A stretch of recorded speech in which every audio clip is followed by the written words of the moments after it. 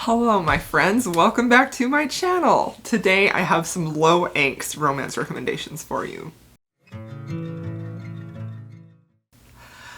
So I love angst in romance. I think that is one of my favorite things that I love, and I kind of look out for that, but it has to really kind of be like a specific type of angst, I think, if that's a thing. So I really love a little bit of heartache and a little bit of suffering. Like I love the angst, but I know that not everyone does, and even I go through phases where I just want a comforting read that I know is not going to really break my heart and rip it to shreds and traumatize me. So I have a list of books that I have read that I think fit this description very well. I think they are all very lighthearted, very fun, very romantic. They have pretty, I don't know if I would say low stakes. I mean, you know, they're gonna have some plot stuff in there, but there's nothing in here that I would feel like really like gut punches you. I think that a lot of these will have really good banter. Some of them just have a really peaceful feel, a really sweet feel. So I think these are books that I would recommend if you're looking for something like that, you just want something that is going to be really escapist and fun, and it's just going to be a really good time. So let's get started. The first book that I have to recommend is Never Seduces Scott by Maya Banks. This is one of my favorite Highland romances ever. It is so sweet and so romantic, and I just absolutely love this couple and watching them fall in love. I think that the hero in here is really just so sweet and tender with the heroine, and has so much care and concern for her. It's just so beautiful. This book follows Evelyn, who is our heroine, and has hearing loss. She is deaf, so at this time, the people who are around her, they don't know that she's deaf, and so they sort of consider her brain to be touched, or that she's daft, or things like that. She ends up being in an arranged marriage to a man from a rival clan they're trying to broker a peace with, and his name is Graham Kendrick. Graham Montgomery. There's another character named Graham Kendrick in another book. His name is Graham Montgomery, and the thing that I really feel like put this in the low angst category for me was how tender and sweet and thoughtful that he was with her, but also there was a really beautiful relationship that her dad especially had with the heroine, which I thought was really beautiful. But their love story is so tender and so full of just hope and kindness, and it was just a soft, sweet, beautiful read. Another book that I have to recommend is The Lost Duke of Wyndham by Julia Quinn. This is a duology where there are two books following these two men, and they're trying to decide which one of them, or figure out which one of them is actually the Duke and is going to inherit. This book follows Jack, who is a highwayman who ends up sort of accosting the Dowager and trying to rob them. But she has a lady's maid named Grace, who he ends up being very enamored with and very taken with. They have wonderful banter. They have a fun relationship. I think Julia Quinn is a really good author if you're looking for books that are pretty low angst, because she does banter, happy, fun, romantic really, really well. And this is one that you could pick up just as is. You don't need to read it in a series, so I would definitely recommend this one for low angst romance recommendations. The other one in the duology I think is much heavier on the angst, which was a little surprising for me with Julia Quinn. But if you want something that's low angst, fun, good banter, happy, romantic, I would definitely recommend this one. Next book that I have to recommend is one of my favorites, and it is The Duke Who Didn't by Courtney Milan. This book I think is so beautiful and fun and soft, and it has a really wonderful family dynamic between the heroine and her dad. And the hero is a cinnamon roll, and he is just sweet, and I really love and adore this book. It's one of my favorite low angst romances. It follows Jeremy, who is our hero, and he is actually the Duke of this town where we have a lot of Asian immigrants and a lot of people who are in this town that he's taking care of, and our heroine is Chloe. Chloe and Jeremy were childhood friends, and they ended up being separated. Jeremy ends up leaving. When he comes back into town, Chloe has always sort of had feelings for him, and Jeremy has had feelings for her too. But of course they're not going to say that to one another, and he comes back into town right when there's this town festival where Chloe's dad is getting ready to debut this Asian sauce that he makes, and so Jeremy ends up helping them to make that. The relationship between Chloe and her dad is beautiful and so sweet. The writing in here is lovely and just perfect. I think Courtney Milan is an excellent writer, and I feel like she handled some what could have been really traumatic scenes in here very delicately, so it felt very low angst and very comforting and very just beautiful. I loved so the main part of this, which I didn't say, the romance. Jeremy wants to really end up with Chloe. He wants to marry her, but he doesn't really want to tell her. So Chloe, who is really this sort of A-type personality, loves to make lists, and she makes lists about everything. So Jeremy ends up coming to her and saying, will you make me a list for all the attributes that I want in a wife? But the twist is, he tells her, they all have to be attributes that you also have, because he's thinking, oh, she'll know, of course, that I actually want to marry her. And it was just adorable. I think this book is adorable and sweet. It's very low stakes. I loved the family aspect, and I really loved the hero. He was so sweet and so gone for the heroine. It was just a really comforting, beautiful book.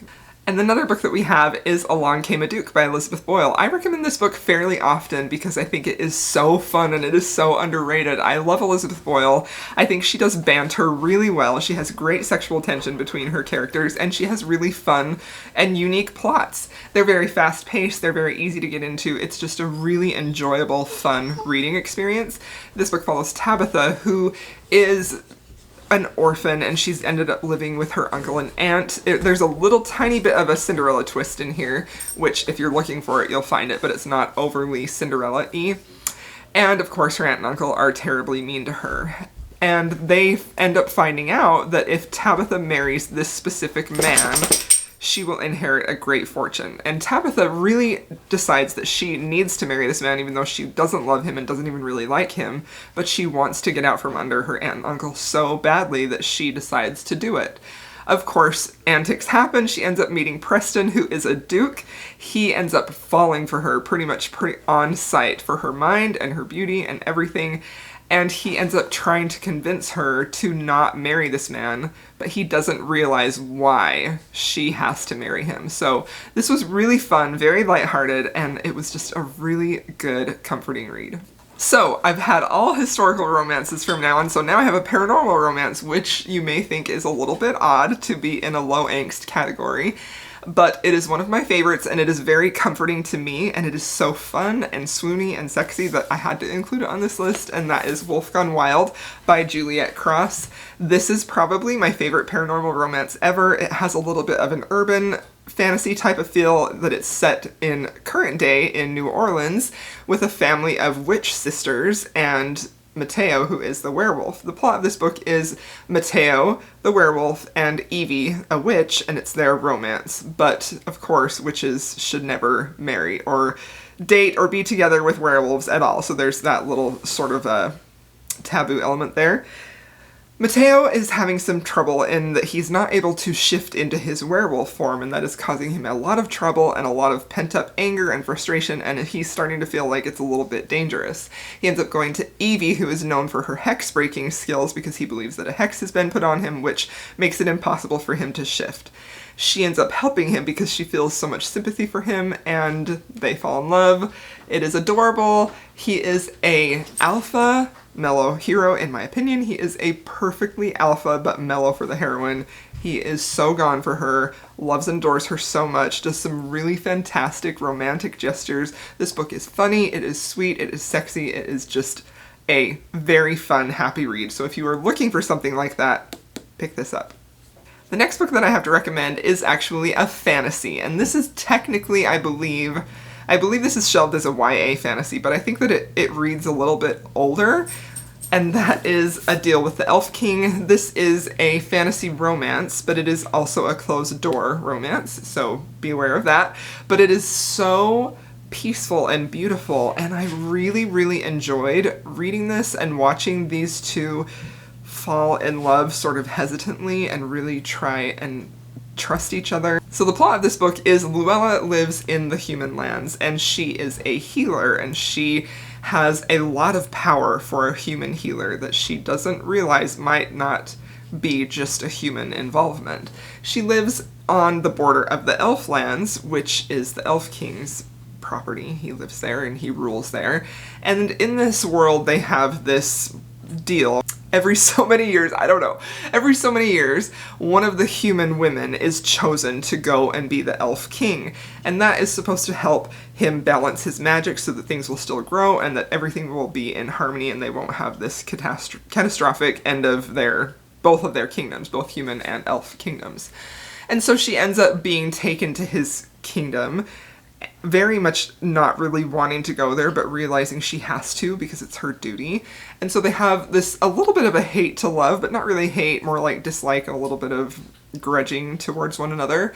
But pretty soon they both see the good qualities in one another and they can't help respecting each other, and that slowly builds into love. I felt like this was a beautifully peaceful, quiet, lovely fantasy world, and I really enjoyed watching the slow development of these two characters start to trust each other and then fall in love. I thought it was really beautiful. I enjoyed it. If you like sort of a quiet, well put together fantasy world with some romance, I would really recommend this. It was very comforting and very fun. And the next book that I have to recommend is Love is a Rogue by Lenora Bell.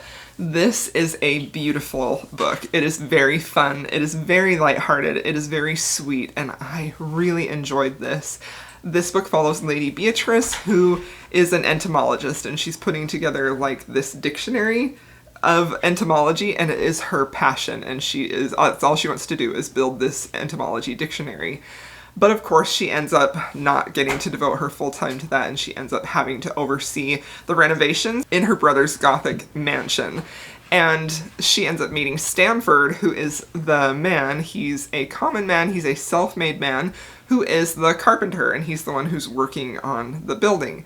They have some really, really fun banter and some really great moments where they're getting to know each other, where they're kind of running into each other. She ends up trying to like teach him about entomology, and he ends up trying to teach her about worldly things, and it is so fun and so beautiful. It is really, really a comforting read, very low angst, but also really engaging and very sweet and very swoony, and I just really loved this couple, and I really enjoyed watching their story and watching them fall in love.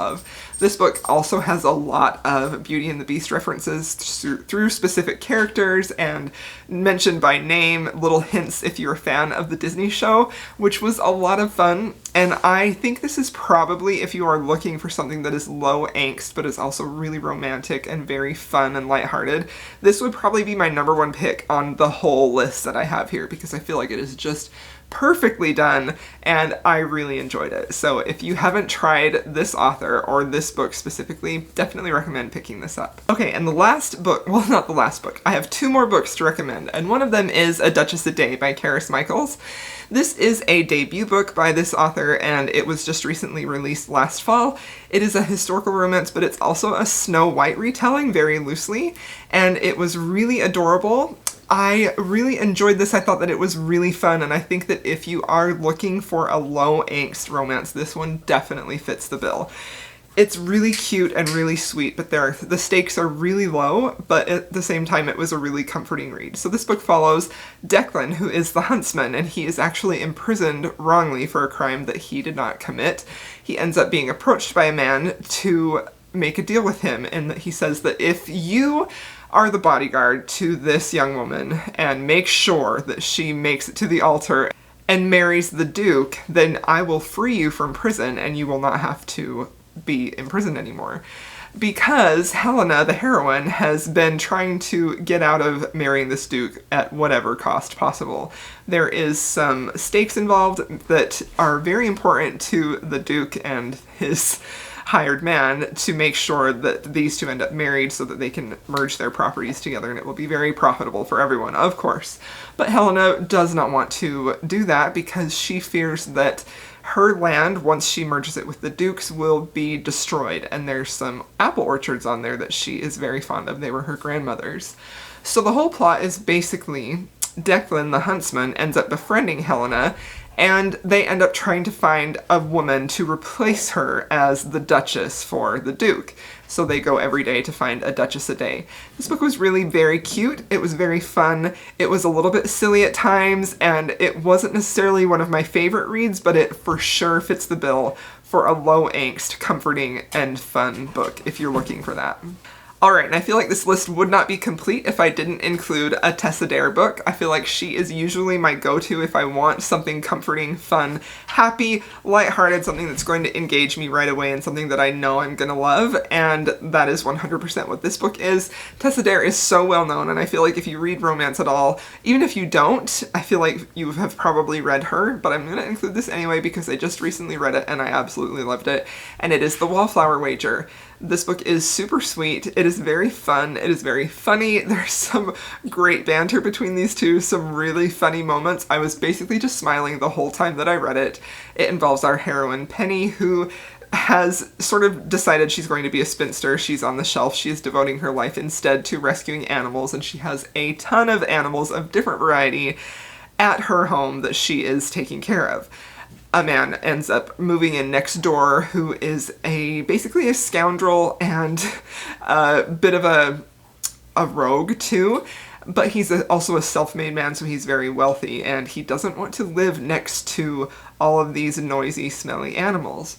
So they end up making a deal that she will get rid of some of them, find them good homes, but he has to help her make sure that the homes are good that these animals are going to.